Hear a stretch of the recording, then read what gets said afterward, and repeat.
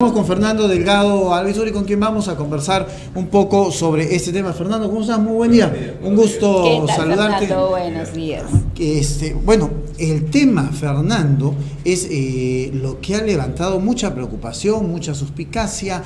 El partido aprista ayer ha salido a hablar sobre las declaraciones de Jorge Barata con relación a no leemos. Alan García ya dijo que Alan García no le pidió en ningún momento ni nos ha agradecido en ningún momento nada. Entonces yo no creo, pues, ¿no?, que un presidente, como dice la productora, se va a disparar a los pies y va a decir dame tantos millones, y ni siquiera Toledo lo hizo de frente, ¿no?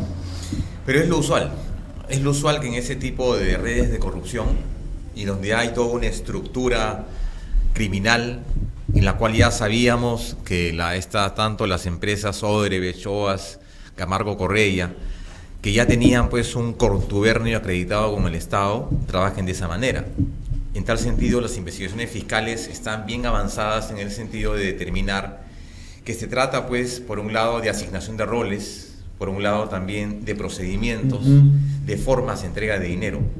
En estos casos, los delitos de corrupción en los cuales están en proceso de investigación se han topado con esta certeza que ya los peruanos sabíamos. La entrega de dinero no necesariamente tiene que darse a la persona o al líder de una organización política, en este caso, sino a personas que se encarguen de las campañas y que se encarguen básicamente de distribuir ese dinero. Ahora, en este caso dicen que se la dieron a Luis Alba Castro, $200,000. Es. Ahora, no está penado que se dé dinero para una campaña. A ver, no está penado en tanto y en cuanto tú recibas ese dinero como un aporte de campaña. En tal sentido, las leyes electorales ya los últimos años han tenido reformas importantes para determinar que estos dineros además sean susceptibles de ser bancarizados, declarados, y además también... Con total transparencia. Así es. Entonces tú declaras, bueno, hemos recibido este aporte de campaña, ¿no?, de tal institución, perfecto. Lo que constituye una irregularidad, y digamos es parte de la investigación determinar que es delito, es lo siguiente: que el origen de ese dinero sea ilícito, ¿de acuerdo? Y que además que tú seas consciente que ese dinero ha sido objeto, ha sido parte de un fondo de dinero mal habido. Entonces, ahí, por ejemplo, sorpresa, muchos dicen, no, nosotros hemos recibido aportes de campaña, pero estos dineros han sido debidamente bancarizados. Estos dineros han sido en algún momento informados al OMPE, señor, tenemos aportes de campaña, porque lo que ocurre es que la práctica usual es que este dinero, aparte que se camufla con otro tipo de ingresos, como ha ocurrido en el caso, por ejemplo, de Fuerza Popular, ¿no?, que el dinero que estuvieron recibiendo de otra fuente, lo estuvieron recibiendo y estuvieron camuflándolo por los llamados cócteles. En el caso de Ollantumala, los dineros que venían de Venezuela también fueron, digamos, repartidos en varias cuentas. En el caso, por ejemplo, del PPC, ¿no? Claro. En el caso del PPC, que la lideresa Lourdes Flores dijo, efectivamente hemos recibido este aporte, pero eso no es ilegal, es ilegal. Es ilegal, porque no ha sido bancarizado, porque no ha sido consignado dentro de un libro de aportes y X cosas. Fernando, el tema por Luis Nava ha recibido cerca de $4 millones. Entonces, tú tienes un secretario y yo voy a llegar a pedirte de repente, pues, que me concesione la línea 1, pero no le voy a dar los 4 millones al secretario porque no es el que va a autorizar el tema de si me das o no la concesión. Él va a prestar servicios. Claro. Él va a prestar servicios. ¿Ya? Y va a tratar de, repito la palabra, camuflar este aporte en virtud de prestación de servicios, ¿no? Esta justo flota de las camiones, 3 personas, o sea, las 2 personas con las que Alan García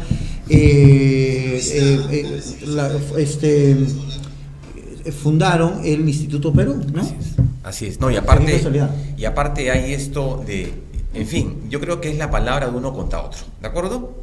Partamos de esa idea. El señor Barata Suárez ha dicho, efectivamente, hemos entregado tal persona. Y hay esta transferencia de dinero, en algunos casos mediante instituciones offshores, ¿no?, en la cual ya hacen después la receptación del mismo, como es el caso Toledo. Lo que ha sucedido con Kuczynski, lo que ha sucedido con Toledo, ¿no? Entonces, ya cuando hay un seguimiento de esta unidad financiera, ¿de acuerdo? Esta UIF, que es la que determina el movimiento de las cuentas y de los montos, y hay la existencia de indicios. Lo que ha hecho el señor Barata ha sido ya algo que los peruanos sabíamos, al menos intuíamos. ¿Qué cosa? Que todas las campañas políticas y los procesos de revocatoria estaban de alguna manera alimentados o subvencionados con dinero mal habido. Que el aporte es legítimo y que la ley lo contempla, perfecto, pero que tú debes determinar el hecho de que ese dinero, digamos, haya sido objeto de un dinero ilícito, una fuente ilícita. Si solamente ha sido un aporte, no ha habido después otra, en el caso de Lourdes Flores Nano, por ejemplo, sí. Ella no ha ocupado un cargo público, simplemente fue un aporte. Si no lo bancarizó, bueno, hay una penalidad, más no es cárcel. Pero la existencia y el origen del dinero ilícito debidamente acreditado, entonces sí convierte en un delito. ¿De acuerdo?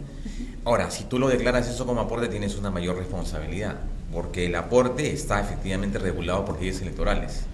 Pero lo que sucede es que tú eres consciente que este dinero ha entrado a una organización partidaria y ha sido de alguna manera distribuido y no hay rastro a la fecha de dónde está. Una de las cosas que Alan García decía, suposiciones. Están suponiendo, se está tratando de vincularme con puras suposiciones. ¿Dónde están las pruebas? Ahí su famoso dicho, ¿no? Demuéstrenlo. En ese caso habría entonces que ver pues las transacciones que se han hecho, los movimientos bancarios.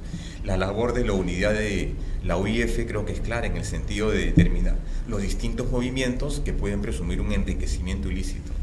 Para eso también está, como lo dije la semana pasada, esta famosa ley de pérdida de dominio, la que a pesar de que existen procesos penales o civiles, el Estado, en virtud de una actuación del Ministerio Público, puede también solicitar de que los bienes pasen a favor del Estado, mediante un proceso especial. Los bienes, el dinero heredado. El dinero, así es, todos los bienes, vehículos, bienes inmuebles y bienes muebles.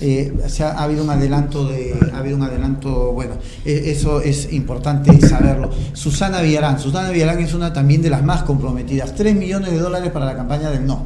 Así es. Y además ella misma, dicen que llamó y agradeció. Así es, así es, o sea, hay una participación directa, ¿no? Exactamente. Directa. En el caso de ella, ya por lo que sabemos por la prensa, ya las investigaciones están bastante avanzadas y que no nos sorprenda que hayan también medidas de detención preliminar. Que se están pidiendo, claro, en el caso de ella y en el caso también de altos directivos que tenían puestos claves en la organización de Susana Villarán. Pero también hay que ver la coyuntura, ¿no? La participación de Odebrecht en el Perú no comienza pues con Alan García, no comienza con Humala, comienza de hace 25 o 30 años en el Perú. Entonces es obvio que esas empresas, grandes consorcios que se dedicaban a grandes a mega construcciones y proyectos de envergadura, tengan la posibilidad de asegurar el mantenimiento en la contratación, precisamente favoreciendo las campañas políticas para asegurar los fines políticos de permanencia de las autoridades. Ahora, lo que no se está hablando, Fernando, y también es de mucho cuidado, es el tema de Odebrecht. No solamente ha realizado solo las obras en el Perú, han habido también, por ejemplo, empresas que han trabajado para Odebrecht, concesionarias que han estado enlazadas y que han trabajado de manera concatenada con Odebrecht.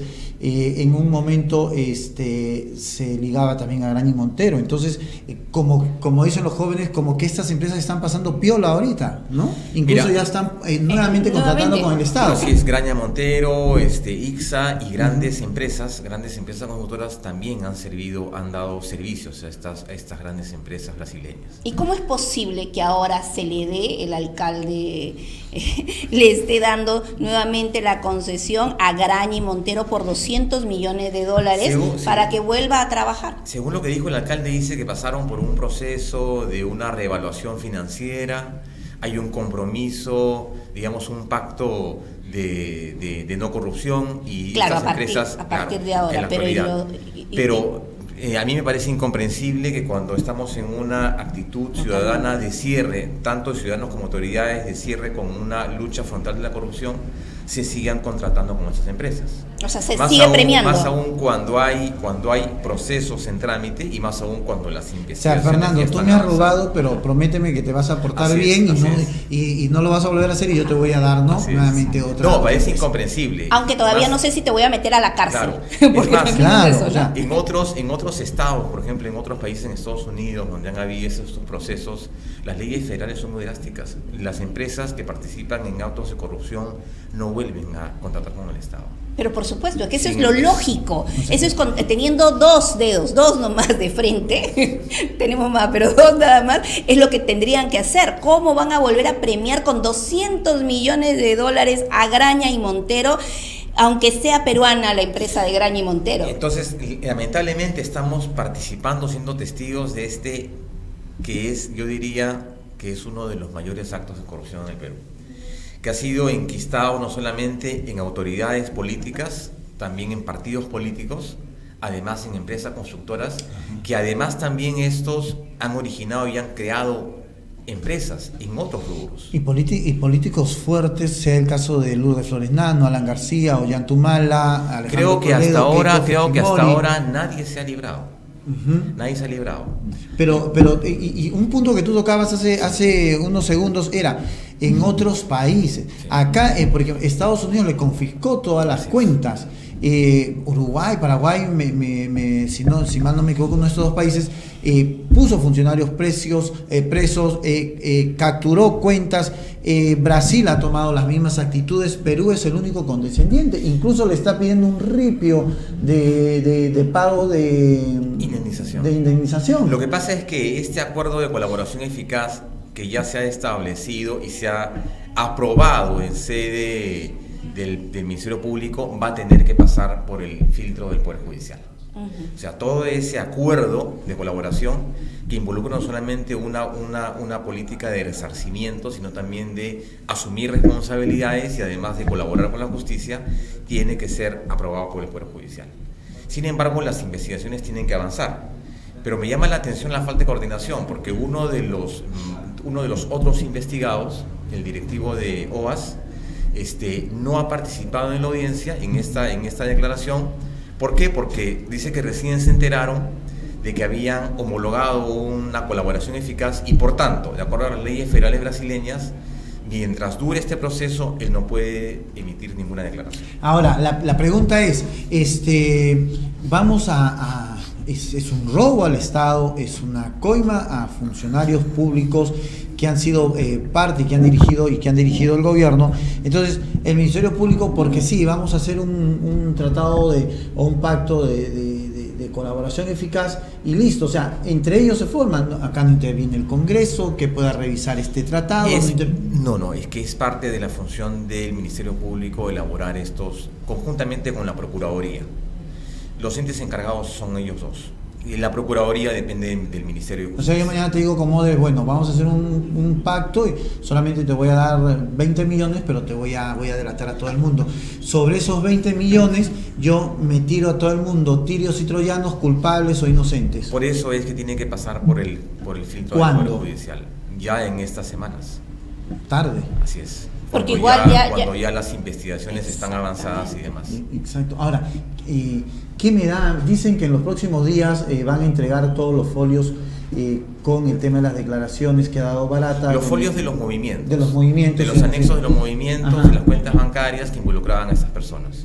Yo creo que lo primero que han debido hacer es precisamente eso, pedir la información. Claro, porque yo puedo decir, Claro. pero ¿dónde están las pruebas? Antes de establecer medidas, entre comillas, que garantizan la permanencia de la persona en el proceso, ¿no? Hubiera sido conveniente primero acopiar las pruebas, hacer una investigación acuciosa, que estoy seguro que la van a hacer, y a partir de eso formular las acusaciones correspondientes. Que tienen que hacerlo. Así es. Ahora, Fernando, dicen que, no dicen, es así. Susana Villarán es vocal del Instituto de Defensa Legal. Está vinculada, vinculada, sí, exactamente, vinculada. Y por eso se está minimizando el escándalo de... Mira, es evidente que en el Perú ese término de la prensa caviar es una situación totalmente acreditable, ¿no? El IDL, que es el que ha liderado las investigaciones y las informaciones en el caso de los cuellos blancos, ha sido de alguna manera incorrectamente entendido como el adalid de la lucha frente a la corrupción. Recordemos, hace un par de meses atrás, ellos tenían una enorme cantidad de videos, audios y demás, y los soltaban pues cada 2-3 días, ¿no? Sobre la base de las investigaciones y sobre la base de esa idea de que son periodistas independientes, pero muchos partidos políticos también están fuertemente vinculados a esa institución, al IDL. Exacto. ¿No? Que viene trabajando en el área de la prensa y la información hace muchísimos años. Yo no creo que toda esta información que pueda manejar IDL sea gratuita. Así es. No, yo no estoy poniendo en tela de juicio la credibilidad, pero no creo que sea gratuita. En el Perú, donde ya conocemos cómo mucha gente o muchos medios han obtenido el tema de la información, ya queda un poco dudoso esto, ¿no? Mire, el alcalde Jorge Muñoz anunció que la empresa Graña y Montero, que iba a encargarse de las obras de la Vía Expresa Sur, ya no tendrá a su cargo la construcción de esta importante obra. Era lo mínimo. Era lo correcto. Mínimo. Claro, ya se hizo una, Muñoz, ¿no? O sea, tenemos alcalde en Lima. Sí, porque de verdad ya me estaba defraudando completamente. Pero la pregunta es, ¿qué motivó este cambio de decisión? Bueno, es que ayer ratificaron lo de Graña y Montero. Bueno, él sabía y lo anunció a la prensa que ya los expedientes técnicos ya estaban listos y que la empresa era la más adecuada y la más solvente, ¿no? Yo creo que se dio cuenta que se estaba yendo en picada en cuanto a la aceptación de la ciudadanía. Claro, pero al margen de esto, yo creo que él habrá dicho, pues, oye, pero qué vergüenza, me van a ligar con empresas, entre comillas, que están ligadas a la corrupción, que han corrompido funcionarios en nuestro país. Llamo a mis abogados, se habrán tomado muchos días, muchas semanas en decir cómo podemos cortar esta firma de estos tratados, de estos convenios, para que no sean perjudiciales para parte del Estado o para Lima. Pero además también el gran problema que tiene que enfrentar ahora el gobierno del señor Vizcarra, porque recordemos que hay muchas obras de infraestructura que están paralizadas o de las cuales estas empresas extranjeras han asumido el costo de la construcción, ¿no? Entonces, ¿cómo queda? Van a haber procesos, se van a declarar nulos estas adjudicaciones. Ya se les había adelantado dinero. Ya había adelanto de dinero, y esto, al final, el perjudicado mayor, ¿quién es? Pero yo creo que acá hay un buen asidero para que el Estado se coja de ahí y diga, bueno, han corrompido presidentes, han corrompido funcionarios, señores, capturen las cuentas de Odebrecht y sobre eso nosotros hacemos las construcciones. Claro. Porque es lícito. Así es. Porque es lícito, creo Pero yo. eso significa una demora pues de 2, 3, 4, 5 años en rehacer los expedientes técnicos, en hacer una nueva convocatoria. ¿Qué pasa con las obligaciones que han adquirido ambas partes? Recordemos que son constructores internacionales, los cuales se sujetan a las leyes peruanas en cualquier situación de carácter penal, ¿no?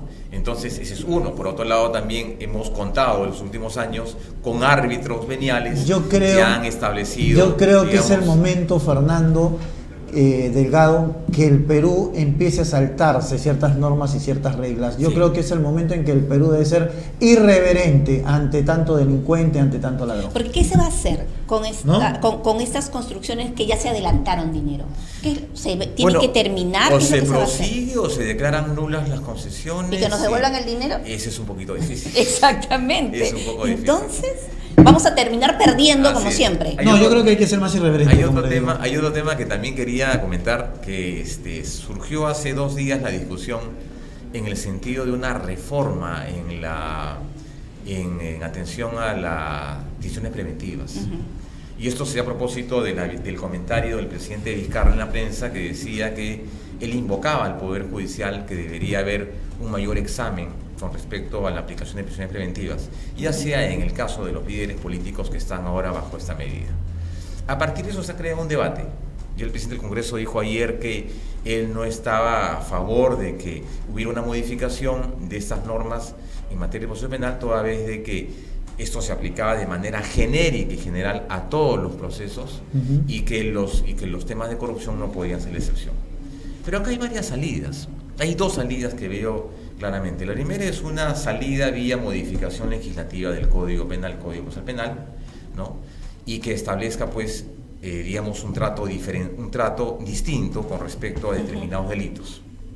Lo cual traería como consecuencia un trato desigual, porque no considero justo el hecho que se aplique prisiones preventivas para los otros delitos y haciendo una exclusión de los delitos de corrupción.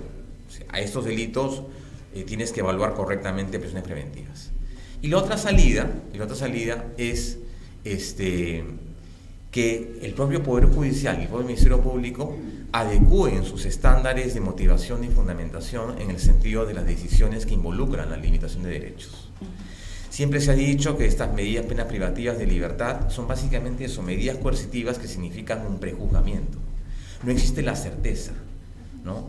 Estas detenciones preliminares lo que es te detengo para probarte. Pasas 3-4 años, ¿de acuerdo? Pasas 3-4 años y al final no encuentro responsabilidad y te dejo libre. Eso sí es, Pero eso sí es terrible. Pero hoy día todos están preocupados en pobrecito PPK, lo van a meter preso a sus 80, pobre Alan García, si hubiera estado vivo lo hubieran metido, pobre Keiko, y pobre los que tienen 7, 8, 9, 10 años presos por delitos comunes y hasta ahora ni siquiera tienen un abogado de oficio para que les diga si son realmente culpables o inocentes. Fernando. Hay un caso, por ejemplo, mira, ayer estaba viendo en redes sociales que de alguna manera también nos llama la atención. Gregorio Santos tiene 36 meses de libertad de una investigación preventiva. Sí. Y hasta ahora su proceso. Y ahí sigue. Sí. Fernando, muchísimas gracias por haber estado con nosotros. El tiempo tirano, como siempre. Siempre es un gusto haber conversado contigo. Gracias. Muchísimas gracias. Muchas gracias, Marcelo, Fernando. muchas Ha sido gracias. Fernando Delgado, analista político y constitucionalista. Regresamos.